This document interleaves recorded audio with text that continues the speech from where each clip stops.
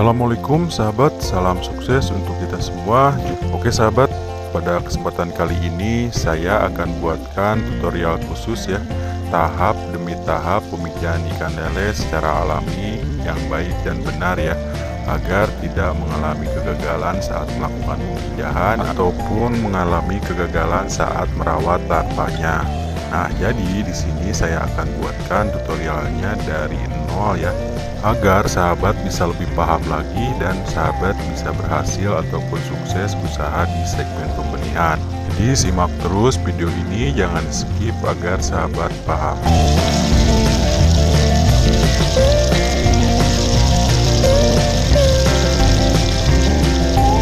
Oke sahabat, jadi untuk langkah awal sebelum kita melakukan pemijahan, ada baiknya kita itu mempersiapkan air kolam penetasan terlebih dahulu ya.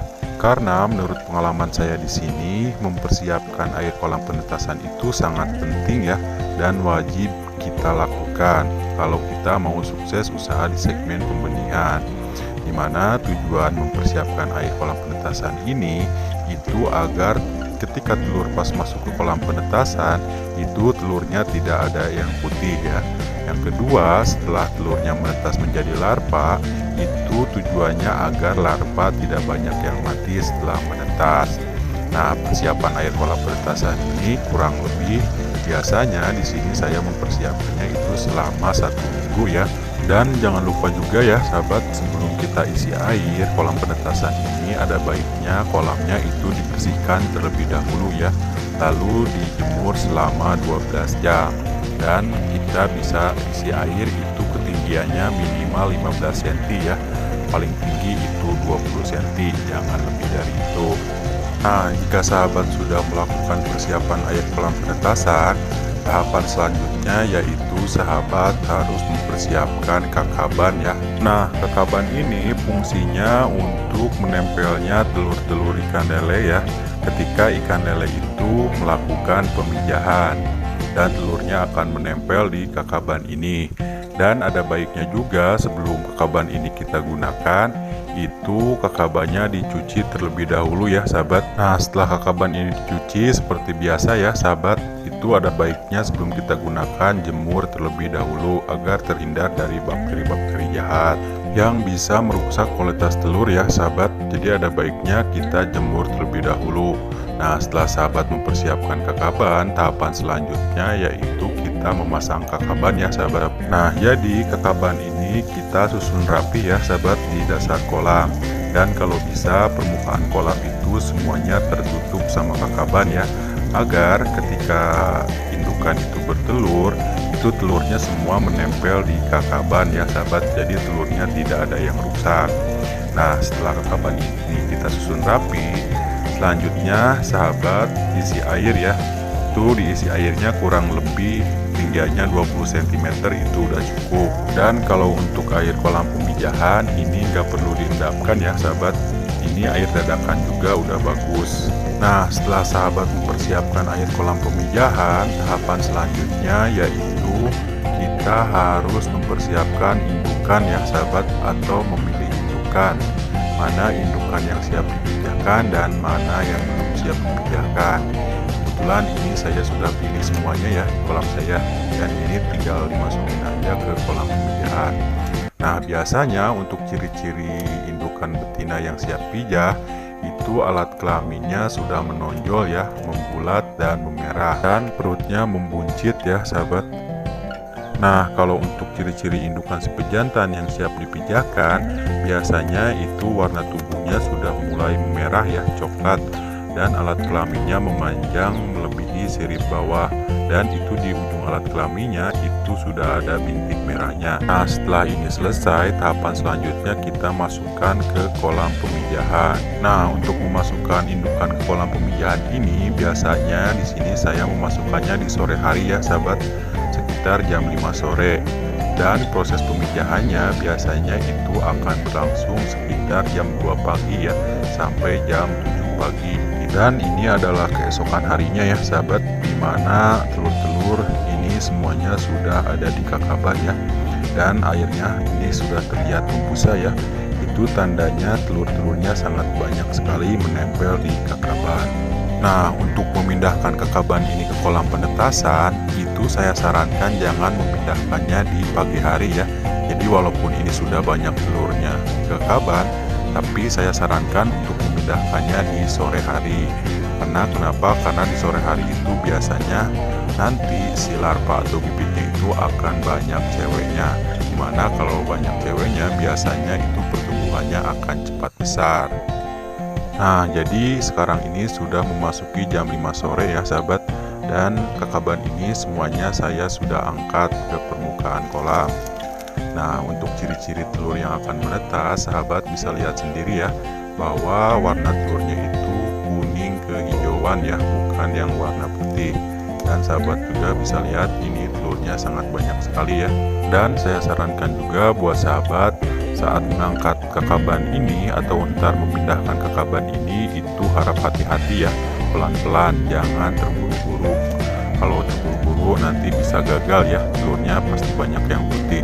Dan ini saya sudah pindahkan ya sahabat telurnya ke kolam penetasan atau kakabannya ke kolam penetasan.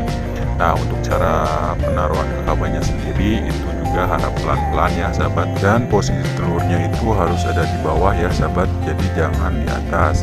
Kalau di kolam pemijahan itu telurnya kelihatan di atas, nah kalau di kolam penetasan ini usahakan telurnya jadi di bawah. Dan kalau misalkan ukuran kolam penetasan sahabat itu kecil, misalkan 2x4, itu usahakan untuk menaruh kakabannya satu kakaban aja ya, jangan terlalu banyak. Karena kalau misalkan terlalu banyak, nanti larvanya akan kepadatan ya, dan bisa mati massal larvanya. Dimana kalau ini saya menaruh kakaban 4 kakaban, ini karena kolamnya besar ya sahabat, ini kolam ukuran 4x10. Nah, biasanya telur ini akan mulai menetas itu waktu 24 jam ya sahabat. Nah, setelah kakaban ini kita taruh di kolam penetasan, tahapan selanjutnya yaitu kita harus memberikan garam dan herbal ya sahabat. Nah, tujuan pemberian garam dan herbal ini ke kolam penetasan yaitu untuk menetralkan air kolam penetasan ya. Ketika larva menetas, dia tidak akan adaptasi lagi. Yang kedua, itu untuk membasmi bakteri-bakteri ya, yang kemungkinan masih ada mengendap di dasar kolam, yang akan menyebabkan larva kita nanti itu banyak yang mati. Yang ketiga, pemberian herbal ini tujuannya untuk mempercepat pertumbuhan pakan alami di kolam larva ikan lele kita nantinya. Nah, kalau misalkan sahabat tidak mempunyai herbal ini, sahabat juga bisa menggunakan herbal atau probiotik seperti probiotik E4 ataupun booster ya. Itu tidak akan apa-apa. Setelah kita aduk garam dan herbalnya, kemudian kita siramkan ke semua permukaan kolam ya sahabat. Jadi diratakan aja semua nyiramnya. Nah, jadi ini di keesokan harinya sahabat, jadi larva ini baru benar-benar menetas. Sahabat bisa lihat sendiri ya, ini larvanya masih bergerumun di dasar kolam ya, dan warnanya pun ini masih coklat. Nah, untuk pemberian pakannya sendiri ini jangan dulu dilakukan ya.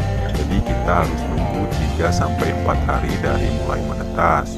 Nah, jadi ini usia larva 3 hari dari menetas ya sahabat. Ini larvanya sudah mulai berenang di pojokan kolam atau di pinggiran kolam. Dan warnanya pun sekarang sudah berubah ya sahabat. Dari awalnya coklat sekarang sudah hitam. Itu artinya ini waktu yang pas untuk kita memberikan pakan alami seperti cacing sutra. Nah, sebelum kita memberikan cacing sutra ini ke larva, ada baiknya cacingnya kita cacah terlebih dahulu ya sahabat, atau di blender terlebih dahulu. Tujuannya untuk memudahkan larva memakan cacing tersebut. Dan jangan lupa juga ya sahabat, penebaran cacing ini harus ke semua permukaan kolam agar nanti larvanya itu tidak berebut ya saat makan cacingnya. Nah, pemberian cacing ini biasanya saya melakukan kurang lebih sekitar 12 hari sampai 2 minggu ya dari mulai pemberian cacing awal ini. Dan ini usia larva sekarang sudah memasuki usia 17 hari ya sahabat dari mulai menetas. Nah, ukurannya pun sekarang sudah memasuki ukuran 12 bahkan 23 ya. Dan ini saya akan melakukan pergantian cacing sutra ke pakan pengling. Dan yang perlu sahabat ketahui juga, sebelum sahabat mengganti pakan cacing sutra ke pakan pengling, itu itu ada baiknya semua kekaban diangkat ya sahabat. Dan jangan lupa juga sebelum sahabat angkat itu digoyang-goyang terlebih dahulu ya, agar air itu berubah menjadi warna hijau seperti ini. Nah, ketika kekaban diangkat, itu langkah selanjutnya sahabat, gunakan daun pisang ya untuk media atau tatakan ketika kita memberikan pakan pengli. Di mana pakan pengli itu kalau menurut saya di sini akan mudah sekali tenggelam ya. Jadi kalau kita tidak menggunakan tatakan seperti daun pisang ini, itu dikhawatirkan kalau pengli mengendap ke dasar kolam itu akan menjadi amoniak yang berbahaya untuk larva. Yang kedua, manfaat dari daun pisang ini tujuannya untuk berlindungnya larva ya ketika matahari itu sedang panas-panasnya. Jadi setelah kakaban kita angkat dan diganti sama daun pisang, itu bisa dijadikan media untuk larva berlindung di bawah daun pisang ini. Nah, untuk pemberian pelet pengli ini biasanya di sini saya suka menggunakan sampai ukuran bibit itu 23 dan 34 ya sahabat. Nah, setelah umur larva memasuki 21 hari, di sini kita wajib melakukan penyortiran ya sahabat. Dimana penyortiran ini tujuannya untuk memisahkan yang besar sama yang kecilnya.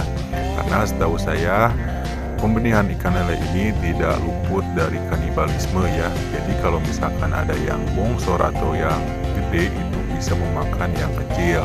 Jadi langkah selanjutnya di umur 21 hari kita sangat wajib melakukan penyortiran. Dan untuk cara penyortirannya sendiri di sini saya tidak buatkan videonya ya, karena mungkin sahabat juga menyortir larva itu sudah pada bisa ya. Asal jangan di waktu siang hari atau di pagi hari. Saya sarankan kalau menyortir larva atau bibit itu di sore hari atau di malam hari. Dan sekarang ini bibit sudah memasuki umur 28 hari ya. Dan ukurannya pun sekarang sudah banyak 34 maupun 45.